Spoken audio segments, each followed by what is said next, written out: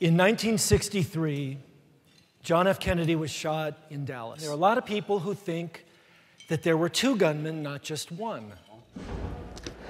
And when I got to the point where I thought it would be the last field of fire, I had zeroed in to the left side of the head there that I had, because if I waited any longer, then Jacqueline Kennedy would have been in the line of fire.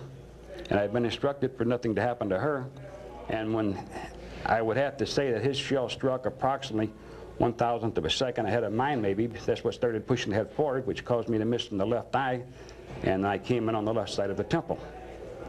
And at that point through the scope, I witnessed everything, matter and skull, being blown out to the back of the limousine, and everyone on television watching saw Jackie Kennedy crawl out there to get it. Is this guy lying? Now, I'm not asking you if he's lying based on your knowledge of history. I'm asking if you think he's lying based on his behavior in that video. We're going to come back to him after we've gone through what it takes to actually roll up your sleeves and figure out whether people who are talking to you are being truthful or deceptive. Learning this skill, learning the science, is not a particularly good thing for you if you don't do it the way I tell you to do it. And the way I tell you to do it is going to be the D in read, right? We've got research, examine, analyze, and the D in read, which I'll get to in a minute. When you learn this skill, or when you learn the things that you need to do in order to establish the skill or develop the skill, what you start doing is you start deciding, you start making a decision, you generate an opinion about whether a person is telling you the truth.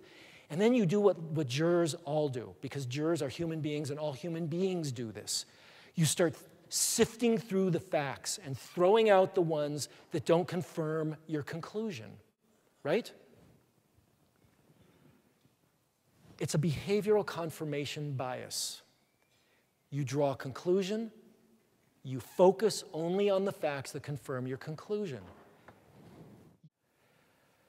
The first thing that you need to do is to generate a baseline. You guys all have a baseline of a person who is important in your life. Your husband, your partner, your best friend, your kids. You've got them at baseline. You are the best lie detector of somebody close to you because you know when they go from a natural state to an unnatural state. Establishing a baseline is a tough thing to do, but it is critical to the skill of identifying lies. Miyamoto would answer questions in a kind of an awkward way at times. And so I ran a baseline on Miyamoto to try to figure out whether when he says yes like this, and when he says no like this. Because Richard Nixon, of whom I have some clips here in my computer, will emphasize using a no, right? He asked me a question. You like blue shirts? I love blue shirts. What's the D in read? Why is Phil saying no, saying yes when he's saying no? And the answer to that is because I'm thinking there's no other shirt I like better. Love blue shirts, right? Nixon did that all the time. You'd ask Nixon a question and he'd say, I am absolutely confident about that. And his head would go this way. He served his country, always in the arena. And if you were a body language expert, you'd say, we have a disconnect between the head and the message. But if you're following the read technique, you're going to say to yourself, I need a baseline.